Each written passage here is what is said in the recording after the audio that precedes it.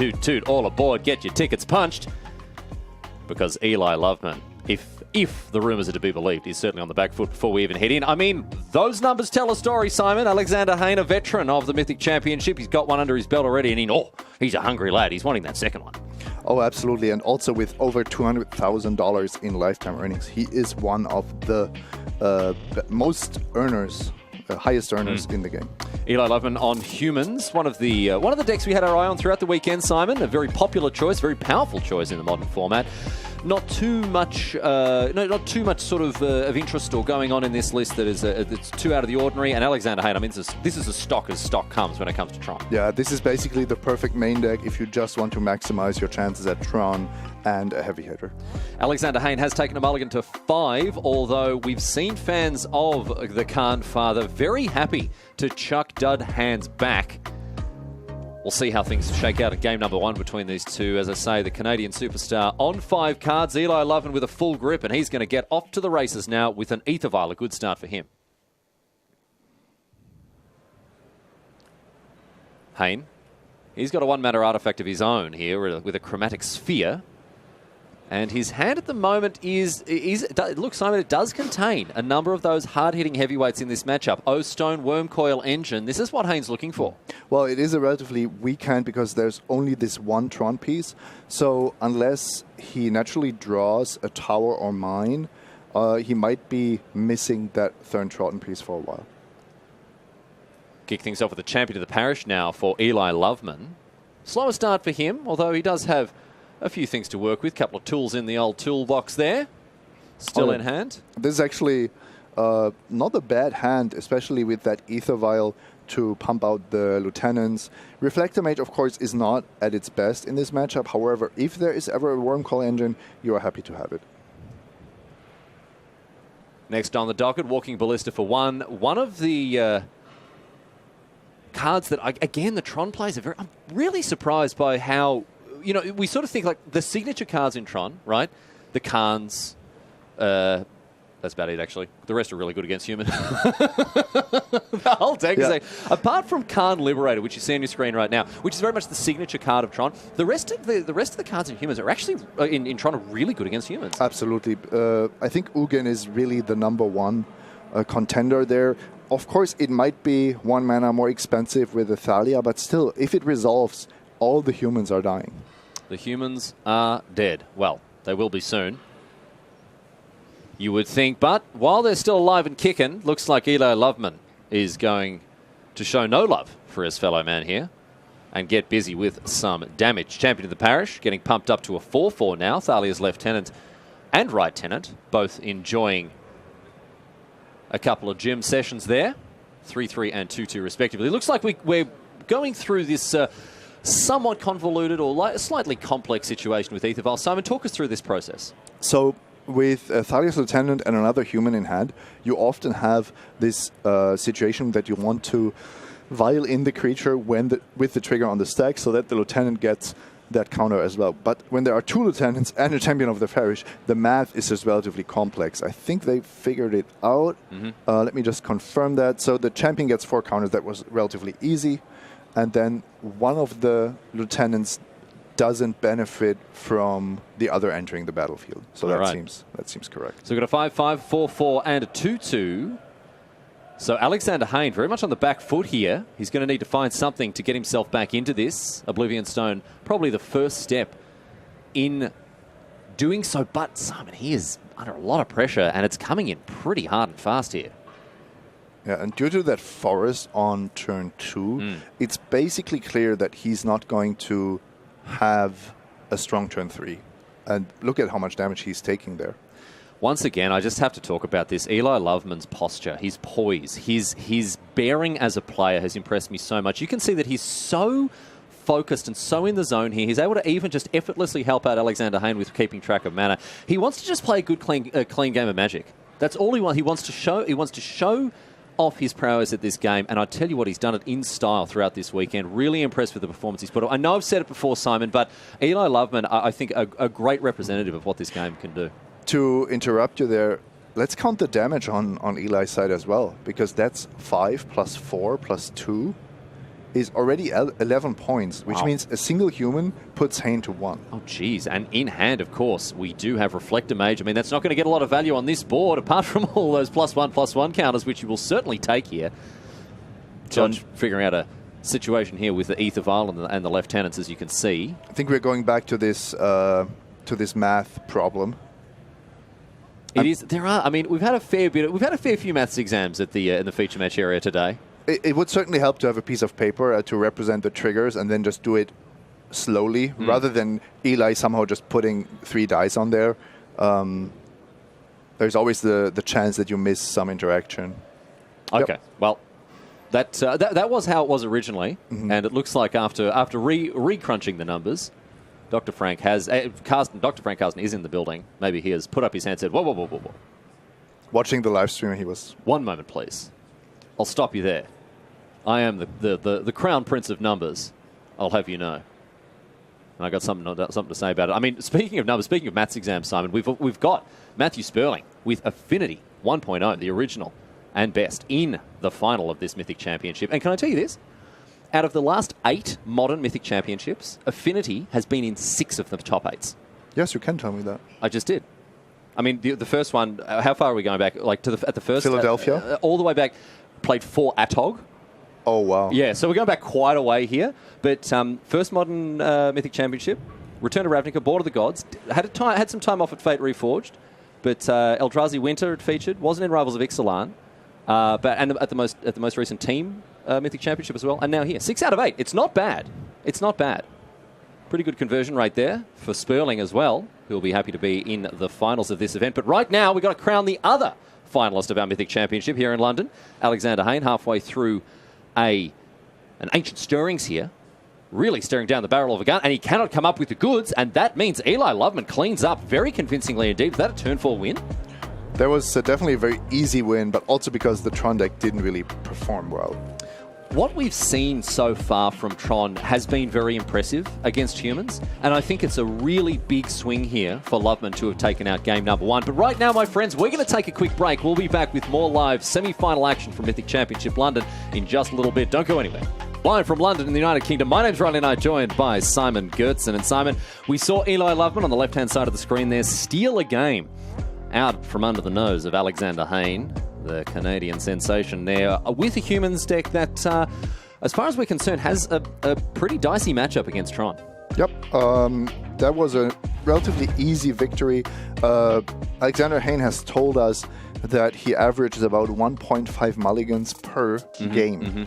So he is really taking full advantage of the London mulligan, trying to always start with at least 2 Tron pieces. Didn't have that start in game 1. Let's talk a little bit more about the London mulligan. For those of you who've just joined us, welcome. By all means, welcome. But throughout this weekend, we've been trialing a new approach to mulliganing, where rather than just going from 7 to 6 to 5 to 4 and what have you, every time you get to draw a fresh hand of 7, and then after you've kept, you put X number of cards on the bottom of your library, where X is the number of times you've mulliganed. It favours certain decks, Simon. Tron definitely amongst the list of decks that it does provide a bit of a buff. And we've seen players like Alexander Hayne, like Adrian Zhu, right? Mulligan like it is going out of style. Adrian Zhu was up 2-0 against Brian Brown-Doohan in the quarterfinals after having mulliganed 4 times across those 4. And here we're going to see it in action. We see Urza's Tower, Urza's Mine, Ghost Quarter as the lands, which means no green source, but you need a green source to cast Sylvan Scrying for the final Tron piece, and then you even have Ancient Stirrings to find more than the 1 Wormcall engine that you have. Now we will see the decision of which card to put back. It looks to be one of the Sylvan Scryings. That makes a lot of sense to me, because you only need one of them to assemble Tron. So Hayne here needs Forest, Chromatic Star, Chromatic Sphere. Any kind of green source is going to get it done for him, and then his hand is going to be a red-hot pistol. Yeah, and what we might even see if he draws some other land, we might even see the Wasteland myself, not Wasteland, Ghost Quarter myself type of play. So Cavern of Souls, naming human, going to power out an Ether Vial on turn number 1. A great start for Eli Loveman. The 1 drop's very important in the humans list, whether it is Champion of the Parish, Noble Hierarch, or, of course, ideally, Ether Vial. And a slower start for Hayne here. He can't cast any of the cards in his hand, and he's drawn a second copy of Urza's Tower. Not the Tron piece he was hoping to see. No. So, and clearly rather slow of a start. Here is an interesting decision for Eli Loveman. What is he going to name with Meddling Mage? There are a number of cards that conceivably could come down next turn that could be problematic, and I wonder if he's going to be able to snipe the correct one. So I don't think you can snipe the correct one because you have to go for the worst case scenario of Hayne right? having Tron. All right. Okay. I think so because you know how aggressively he mulligans. He mulliganed to 6, then kept. I think it would be wrong to not assume Tron, to not prepare for the worst. Eli has actually said in our interview that Oblivion Stone and Ugin are the 2 cards that are almost impossible for him to beat. So, O-Stone the name. And now Chromatic Star is a great pickup for Hayne, who is going to be able to cast this Sylvan Scrying. That's a game changer, Simon. That's fantastic stuff from Hayne. It means he can go and get that Urza's Mine, or that Urza's Power Plant, excuse me. Tron activated next turn. Wormcoil Engine at the worst for the Canadian. We're looking at 9 mana.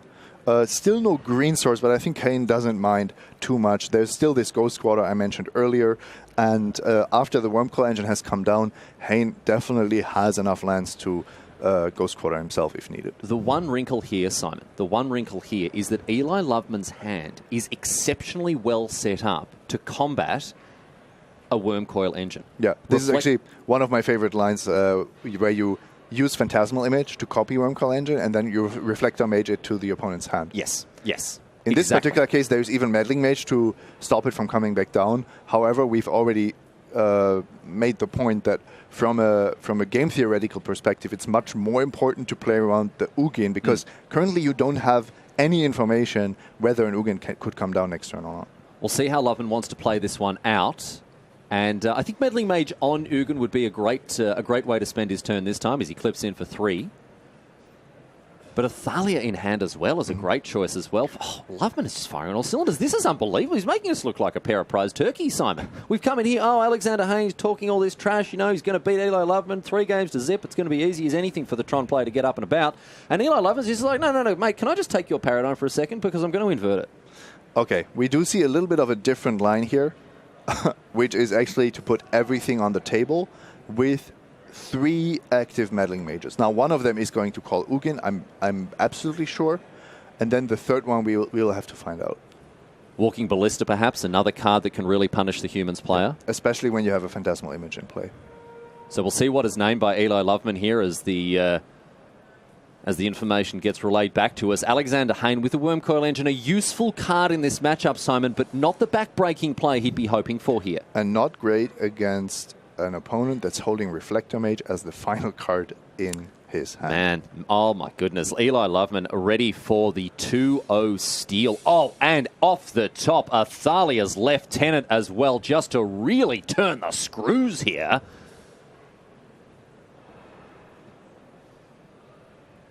Or is it perhaps an Aether Vial? No, it's a Champion of the Parish, excuse me. Didn't quite get a good look at that card as it came in. And now, here's the Reflector Mage. Get that out of here, he says. Wormcoil Engine return to the hand. Big attack now for 500,000 damage. So we have a board state in which the Tron player has 4 cards that they can't cast. Yeah. It's pretty amazing, actually. Yeah. There can't be too many outs in Alexander Hayne's deck. I don't see how he gets out of this. Ugin off the top. That'd be a great draw in almost any other weather. But right now, because of that Chris Pakula Meddling Mage, Ugin cannot be cast. Eli Loveman's got this one on lockdown. In hand, Ugin, Ancient Stirrings, Ghost Quarter. 5 cards off the top here for Hayne. Can he maybe string together something with Karn Liberated, Simon? Yeah, but can he Karn and survive the turn? That's the big question. Jeez, Alexander Hayne was talking a big game. I'll tell you this, he was talking a big game about all the small little humans that were going to be of no consequence to his mighty, colourless monsters, but there is nothing that he can do other than pack up his cards. This flight has been cancelled on the Hayne plane is not getting off the ground. Eli Loveman with a shocking reversal, Simon. These guys going to have to hit the sideboards. Yeah, there was more of a pain train than a Hayne plane.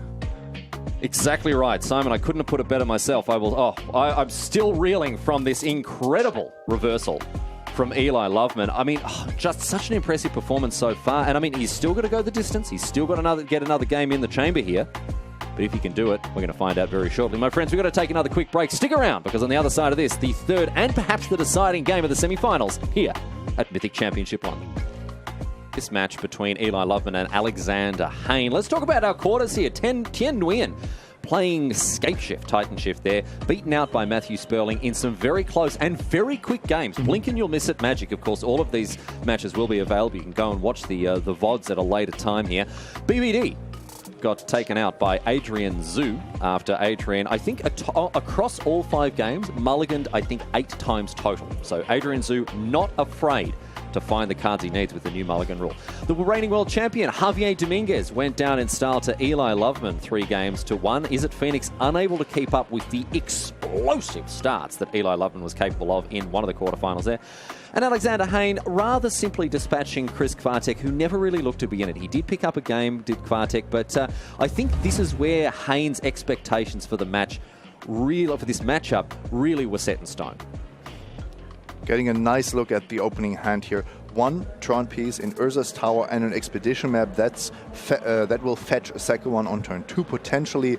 And you have the payoff cards. However, 2 cards have to go on the bottom of your library. I think Thragtusk as a top-end card is less appealing as a walking ballista against humans. Maybe Wormcoil Engine also a little clunky in this draw when Hayne is just looking to dump as much power onto the battlefield as possible. And there you can see, I think that's a good call. The Thragtusk a little easier to cast. I don't think it's necessarily that. It's mostly that Thragtusk will definitely give you that advantage when it comes down. Whereas the Wormcoil Engine, if it gets deputied or Reflector Maged, didn't help you at all in that particular moment. So, Hayne going to open things up here with an Expedition map. And I tell you what, if he's fortunate enough to find a second Tron piece in the next draw step, he can find that third Tron land and be ready to go as early as turn number 3. Aethervial once again for Eli Loveman. Very important that the 1-drops come into play. And for him, well, he's got a couple of options in hand, as you can see there. Can't sell Freebooter, Gaddock Teague. Thali's Lieutenant not doing the hugest amount of work in terms of disruption, but it does pile on the pressure very quickly. I do like to see the turn 2 Ballista here. It's just a nice fail-safe against especially Thalia's Lieutenant for that not to get out of control. And something you will see the pros do is they will wait with the Expedition map until they've maybe drawn an Urza's Mine or an Urza's Power Pond so that they know exactly what to get. There's nothing worse. There's nothing worse than fetching up the second Tron piece, only to then draw another copy of it during your next draw step. Yep. Because then you're kind of gambling here. Hayne top decks Sylvan Scrying, so he knows that he will be able to get all the pieces he needs. So, Sylvan Scrying is the play here for the Canadian. Kitesail Freebooter was that just a stone cold whiff? I think it was, yeah. It saw a Forest and a Thragtusk, and once again Hayne is playing around Kitesail Freebooter because he would have had the option to sacrifice Expedition map, hiding information from his opponent, but just turning on a second Freebooter would be a really big mistake on this battlefield. See a little bit of a smile here from Eli Loveman. I'm interested to know what his perspective is here. I'm interested to see what he's having a giggle about because at this point, I don't know, how is he feeling? Does he think he's in good shape? I don't know how he's feeling about the game, but I think he doesn't seem. I mean, he's having a great time. Yeah, he doesn't seem like he's having a great bloody time. He's loving it. So in hand, here you can see a Gaddock Teague, which can come down this turn thanks to Double Ancient Ziggurat. Also Thalia's Lieutenant and Militia Bugler. Little bugly boy there, ready to toot out a tune for us. The Kitesail Freebooter not putting on a huge amount of pressure just yet. That's an understatement, yes. The Kitesail Freebooter, an anemic 1-2, Simon. Scarcely worth a second thought. Better, yeah. Very accurate description. Thank you very much. Thank you very much. But it'll get in 4 point. Yes, maybe indeed. 2. Maybe a little bit more in the coming time. Here is that Militia Bugler. Ooh, a fistful of options here for Eli Loveman. Double Phantasmal Image, Meddling Mage, and another Bugler. Keep that trumpet tooting along here. We have a few interesting things going on here. The Kitesail Freebooter missing was bad for Eli, but informed him of the Thragtusk that's potentially coming down. However, if Hayne doesn't have the third piece naturally, I don't see a way to generate 4 colorless and a green. If you if you tap your 2 Tron pieces and get an Urza's Power Plant, you're just going to have 3 mana. If you tap a Forest and the Urza's Mine, you're going to have 5 mana, but no green. But no green. So it is close, but it's not possible as far as I can see. So, Code Self Rebooter pokes in. Very impressive attack. Yes, huge attack here, Simon, for 1 whole point of damage, just sailing above the head of that Walking Ballista with its mighty 2 toughness there. Immune to all missile-based projectiles. Hayne didn't draw the right Tron piece there. Urza's Mine is redundant. And that's kind of what we were talking about here. He used Sylvan Scrying to go and find the mine. But now they... should have gotten the power plant. Should have got the power plant. Should have got the power plant. He's probably kicking himself there. Now, of course, no way to tell which one he was. It was equally likely for him to draw either of them, so there's nothing to be gained there. And here is a Meddling Mage now. In response to that expedition map, what are we going to name, Simon? Maybe we're actually just going to name Thragtusk, because that's a card you know your opponent has. Depends on Eli's strategy. If he wants to close out this game quickly, I could totally see just naming Thragtusk. No, he's sticking to his guns. The issue that I have, but this has actually very little to do with what you name. There's this Walking Ballista, and that's just threatening to kill the Meddling Mage when it's required, when it's necessary. The thing is, now that Hayne does have Tron online, he's got access to just a huge amount, just buckets of mana. He's running out of storage space for all the mana that he's got. He's asking friends like, "Oh, can I put this in your garage? You know, I just need it there for a week or so." And then I would call it 8. He's going to dump it into this Walking Ballista. Exactly, so much. Can't fit that in your garage, Simon. I don't know what kind of garage you've got, but I tell you what, wouldn't fit 8 mana in it. So he's going to dump it all into this Walking Ballista. He'll be a very, very happy beneficiary of it. And that Walking Ballista can just start to mow down Eli Loveman's team. Yeah, and I think the threat of activation is almost the scariest, because even if you have a board state like that in the previous game, where Oblivion Stone and Ugin, most importantly, are not castable. No, I mean, Alexander Hayne would have got away with it last turn if it weren't for those Meddling Mages. Exactly. So now the tables have turned a little bit with the Walking Ballista at least threatening to take out Meddling Mage. In the meantime, however, Loveman making hay while the sun still shines in for a whole stack here. Also has a pretty nice hand still with Gadok Teeg, a Lieutenant, a Noble Hierarch. We might even see him try to bait Hayne into activating Walking Ballista unnecessarily. I don't think that Hayne will fall for this, because there's actually no reason to end of turn your Walking Ballista. No. It's not an ability that requires a tap, so you might as well just go into your turn. And here we go. The big bad dragon off the top, ready to make his mark on this game, Simon. Alexander Hayne in prime position to pull this one back together. So now we have a super interesting spot. Ugin is the card that Hayne wants to cast, and he has a Walking Ballista to deal with Gadok Teeg. But if he goes for it and loses his Walking Ballista in the process, he's running into the trap that Eli has set for him, which is an Ether Vial holding a Thalia's Lieutenant. Eli neglected to deal a bunch of damage there to have this opportunity. So Thragtusk instead here, the play for Hayne. Masterful stuff, deft, surgical play from Alexander Hayne here. And it didn't even take him long. It didn't seem to take him a lot of energy to make that call, that even though some players would have just slammed the Lieutenant for maximum damage, Hayne is just on top of things. So Thalia's Lieutenant in response now to the Ether Vial trigger. I believe Alexander Hayne responded to the trigger as well by putting a counter on his Walking Ballista, or attempting to at least. So the Lieutenant beats the Ballista to the punch. And we've got a visual indication of what the stack looks like right now, Simon. And these are the triggers or the activated abilities, respectively. So on the stack right now, at the top, the Lieutenant trigger putting a +1/+1 counter on all the humans. Below that, Walking Ballista with a +1/+1 counter. Now, bear in mind, the Gadok Teeg does not get a counter from the Lieutenant. It's not a human. It's a Kithkin advisor. And as a result, is not immune from this Walking Ballista. So upstairs goes the Ballista, thanks to that 4 mana. And upstairs goes the Ether Vial. Perhaps. Oh no, Loveman thinks better of it. He's going to leave it on 2. But now Loveman is just... Ooh, look at this. Another Thalia's Lieutenant off the top here. Going to pile on the pressure. +1/+1 counters all around, except for Gadok Teeg, who is still standing in the corner, kind of sipping at his drink and just wishing he was part of the party here. how do you beat an Ugin though? It's not possible, right? He doesn't have a way to prevent the Ugin from coming down. I mean, there's going to be a ton of damage piling on this turn, but Thragtusk is an excellent blocker. Walking Ballista as well to sort of mess with some of the best laid plans of Eli Loveman here.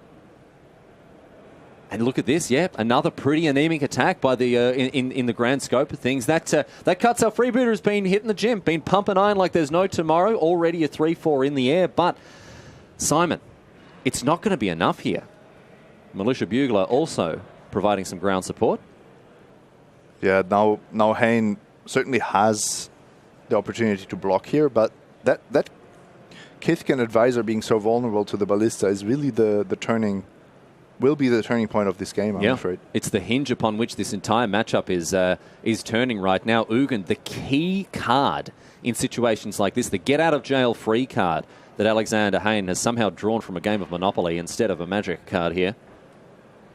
And after the Walking Ballista is going to enable the big Spirit Dragon to come down, I don't see a reason for Hayne not to pull the trigger. I mean, he waited a turn, he got that value, Simon, and we're going to see Alexander Hayne reap what he has sown with this enormous play. Ugin the Spirit Dragon, wipe your board. Simple as that.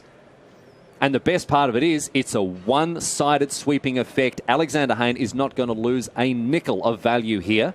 Yeah, that's a -3 for those 5 creatures, those 5 humans. The Ether Vial is going to stick around, however. That die shouldn't have been removed from it. Yep. No, Simon. Also the lands. The lands are colorless. The lands as well. What's going on? What's going on? Rewind the game. Eli Loveman packs them up in response to that Ugin activation. And that is that. Alexander Hayne, more true to form there.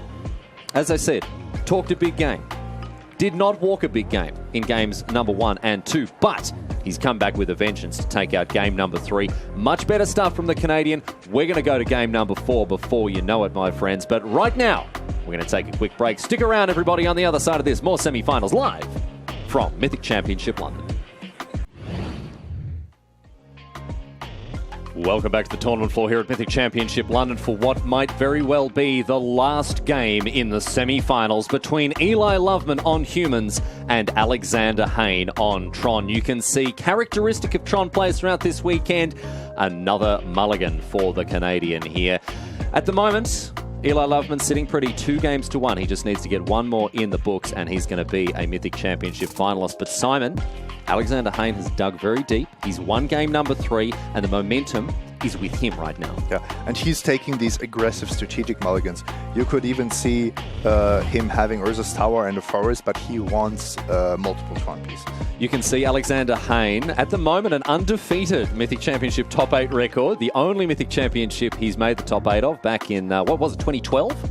7 years ago, yeah. Everson Restored, that's right. He did win the whole thing, took it home. And he's here to do it again today. But in his way, Eli Loveman, you can see this tale of David and Goliath very much spelt out in their lifetime earnings. 208,000 reasons to smile for Alexander Hayne, but in that vote he didn't bring a single one. Whereas Eli Loveman, fresh-faced, bright-eyed and bushy-tailed, ready to settle the account here with the Canadian superstar. The NPL player to the right-hand side of your screen, very much favoured in this matchup, Simon. Tron tends to have the edge against humans. That's what we thought, and then Eli somehow broke serve by winning games 1 and 2. He is, however, also mulliganing this game. He actually flashed very quickly the 3 damping spheres that he had drawn onto the table. That's the sideboard cut you want against Tron, but you do need some lands and humans as well. Oh, I mean, come on. You don't put those cards in your sideboard not to draw them, Simon. All right, well, this looks like a decent hand here for, well, actually, no, somewhere in the middle, right? Careful, it's 2 towers. So yeah, that's what actually... I saw the 2 white borders. I'm like, oh, we're good. And it's like, oh, no, we're not. But I think you have to keep this. You have Expedition Map and Sylvan Scrying. 2 dismembers is also going to be costly for the life totals. I don't think that you can go down further, or that you would want to go down further. Of course you can. So another tower goes below decks, the redundant one there in Alexander Hayne's hand. So he's going to stop at 6 cards. We've already touched upon the fact that this tournament has trialled a new mulligan rule, the London Mulligan, so named because we're in London and it is a way to mulligan. So a very accurate name, Simon, exactly what it says on the tin. This is how we've always done it. The Paris Mulligan, the Vancouver Mulligan, it's always the first Pro Tour or Mythic Championship that shows off this technology. Paul Chan was talking about how we've run very hot with mulligan names. Like if this were the Albuquerque mulligan, things would be it'd be very different. The Kuala Lumpur mulligan. The Kuala Lumpur mulligan, that's all right. That's a bit of a mouthful, but I don't mind that one so much. But right now we're in the middle of a London mulligan for Eli Loveman. The feedback has been pretty positive, and of course, if you want to weigh in on the conversation with the London mulligan, we are, of course, all over the Twitter hashtags. Mythic Championship 2 has been a great place to read through what people are talking about. Probably a Reddit thread or two flying around, but overwhelmingly a positive response to this mulligan. And I know there are many people who are advocating that it becomes a permanent fixture. Absolutely. And there is the damping sphere. Ooh, and the lands to cast it as well. This is better stuff here from Eli Loveman, who might be choosing to put an ether vial on the bottom right here. Oh, that's a huge call. That's a huge call. But look, Simon, this hand from Eli Loveman, it's got the 1-2-3 curve. It's got a combination of pressure plus disruption. And Alexander Hayne, we know he's heavy on creature removal. No copies of Natural State in his hand. Yep. So we might be looking at a longer game. And then the big question is what Hayne can do with his Urza lands. Very quick correction there, of course. The reason that Alexander Hayne doesn't have any copies of Natural State in his hand is that he's not playing the card Natural State. I did mean Nature's Claim, so 1,000 pardons, exalted viewers. Here is Champion of the Parish, followed up by a Thalia's Lieutenant. Eli Loveman did have the opportunity to get that Damping Sphere into play, but choosing pressure before disruption here, Simon. Absolutely, because turn 2 is not the one you're scared of. Oh, and Urza's Mine off the top for Hayne. So that Damping Sphere is really going to be important for Eli. So Hayne, with a reasonable setup here to move forward, but Eli Loveman, I think, with that trump card, Damping Sphere, a recent addition to the Magic family, appearing in Dominaria booster packs, of course, and a little bit of an obvious modern plant. We weren't really looking at this as ever being a standard all-star, but it does some really good work in the modern format against both Tron and Storm. Absolutely. You could actually see that Hayne was quite deep in the tank here about whether to keep open mana for Dismember. Probably realized that the threat of him assembling Tron was too high for Eli to ignore. Yes, indeed. But the Damping Sphere that you see on your screen in duplicate, my friends, is going to do a lot of heavy lifting for Eli Loveman. He doesn't have a lot of pressure on the board, just the lowly 1-1. But the Lieutenant is only going to grow from here. Mantis Rider in hand, Deputy of Detention also available here for Loveman, and for Alexander Hayne, a rather sorry-looking bunch of cards in his hand right now. Sylvan Scrying, Ancient Stirrings, Forest, and Dat Member Just Dare. Urza's Power Plant, of course, now. But an Ancient Stirrings, 5 cards off the top. And Hayne he's playing. I mean, this is like playing Dredge with Rest in Peace out. You are just not able to execute your plan A. And you don't have a colorless way to deal with that Damping Sphere. I mean, I'm not counting Karn for obvious reasons, but you basically have to find one of your Nature's Claims now. That's the only thing that's really going to get Hayne back into this. He does need an answer to that Damping Sphere. I'm not sure what kind of counter is currently on the Damping Sphere. This is the number of spells cast. Oh, I see. He doesn't miss a trick. Eli is extremely precise. He's so exacting. It's quite astonishing. So Loveman takes a point of damage from that Horizon Canopy, but that doesn't matter, as down comes the Kitesail Freebooter, puts a counter on the Thalia's Lieutenant. It's on the stack right now. We'll see if Alexander Hayne has a response. Looks like he may indeed have something to say about it. Going to fire off that Dismember. It's going to cost him 4 life, and that is no joke. 8 life paid on that pair, on the pair of Dismembers here. And there's the Sylvan Scrying being eaten up. At least Hayne isn't really losing anything here. That Sylvan Scrying didn't serve an important purpose. No, that's true. With Tron already assembled and already doing a stone cold nothing. Thanks to that Damping Sphere. Here is a Walking Ballista for 2. And Loveman, once again, just surgical play.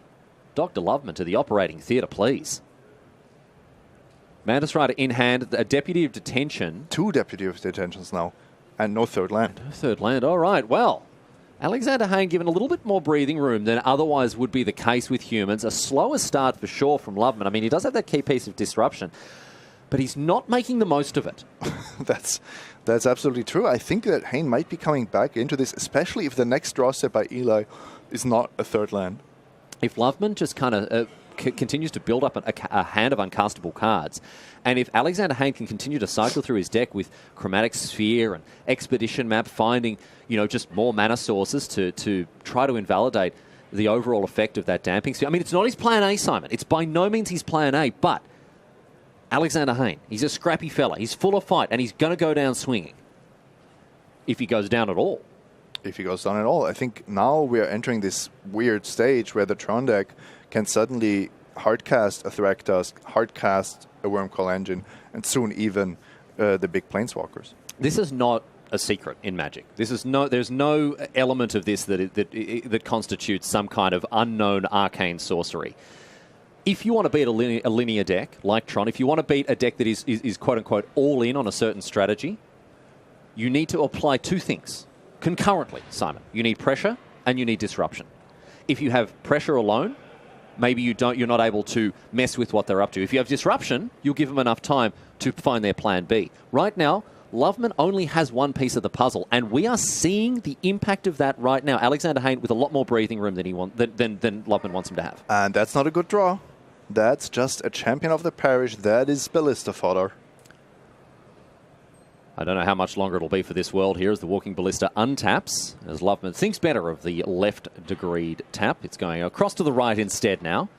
And Hayne, with 5 lands, Chromatic Sphere in hand for him. There it is. Going to cycle it away. Maybe we can find some action here. Off the top, looks like another Tron piece, in addition to a Forest. So both players drawing Stone Cold Dudskies off the top of their decks here, Simon. Which should benefit the player with an active Walking Ballista. So exactly, it benefits the player who has somewhere to put all their mana here. As we see now an attack for 3. Neither of these decks doing what they want to do. Quite aggressive as well from Hayne, I like it. I really like it, man. Not thinking about defense, because this is a race that he's winning, and the Ballista almost single-handedly winning the game if it sticks around. All offense, no defense. Get you dead, says Alexander Hayne, getting in there with that 3-3, dumping bucket loads of mana into loading up the Walking Ballista here. And Eli Loveman, he has found the 3rd land. Which is a Cavern of Souls. So now, if you want to cast a Mantis Rider, you need to put it on human. If you want to cast Deputy of Detention, you need to put it on Vedalken or Wizard.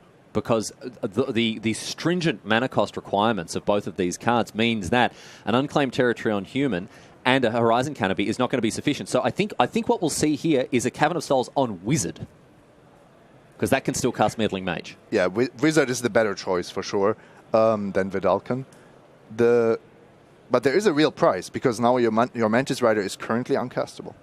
And the other real prize here is a Stone Cold 2-for-1 for Alexander Hayne. That Walking Ballista, the real MVP here, blowing up not only the Kitesail Freebooter, but the champion of the parish. And now Loveman reduced to, once again, a single 1-power creature against Alexander Hayne, who is continuing to do his very best to get back into this game. Sanctum of Ugin off the top. There's another Urza's Tower. I mean, both of these players just kind of noodling around, not really able to pull anything special together. It's very, very difficult to say who's ahead here. Yeah, and it's a very weird top deck battle, which should always favor Tron. But on 8 Live, Alexander Hayne is not safe from these Mantis Riders. I'm just concerned that Eli will not find the missing source of mana. Let's see what he found. This could be a key draw here. It's not a mana source for Mantis Rider, as in comes the Deputy of Detention. What a dramatic game here, Simon. Away goes the Horizon Canopy, and a champion of the parish. That's a little more pressure. But Eli Loveman, he's 2 lands away from casting that Mantis Rider. He's not going to be able to get on the board. That Cavern of Wizard, I think, was too costly.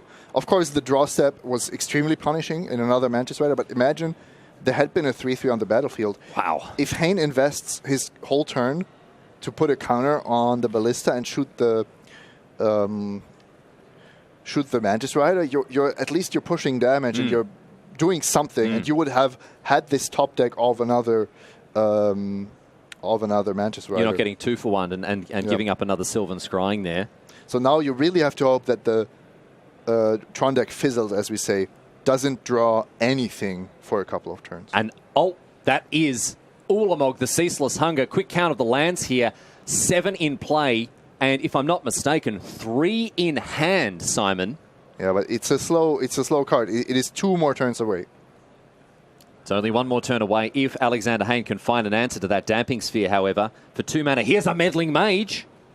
Now we have a 2-turn clock. Maybe the most exciting part about the Meddling Mage is that it has 2 power here. And is a human. Which is going to pump up that Champion of the Parish. So Loveman can get in for 3 this turn and present lethal next turn. Alexander Hayne needs something, and he needs something quick. Oblivion Stone will do it. Ugin will do it. Hayne now has enough lands on the battlefield that he can leverage some of the most powerful spells in his deck. However, he has to get through whatever Loveman names with this Meddling Mage. He's consulting the graveyard. He's calculating the odds. Simon, blind call. What's he going to say? Ugin. In they come. 3 damage across Alexander Hayne. Looks like the life totals have been updated here, so Hayne is now on 4 after that attack. Off the top, what was it? Spatial Contortion, maybe? Is that enough to survive 1 turn? It might be. It might be, Simon. As Alexander Hayne gets his 9th land into play, Loveman's counting him up. It's not 10 just yet. Hayne may be able to survive this turn if it's a Spatial Contortion in hand. It is, however... Thalia's Lieutenant Thalia's Lieutenant off the top here for Loveman. That is going to grow the team here. Meddling Mage up to a 3-3. Champion of the Parish up to a 4-4. And it's exactly lethal through a Contortion. Through a Spatial Contortion. Not enough for Alexander Hayne. A dramatic victory for Eli Loveman, who powers his way into the final of Mythic Championship London after a hard, long slog towards victory, rewarded in a very lopsided matchup. Simon, the stars had to align for Loveman, but I tell you what, he got across the line in a very, very impressive performance there. Yep, that was an amazing game, especially the last one I liked a lot. I like these scrappy games where not everything goes perfectly.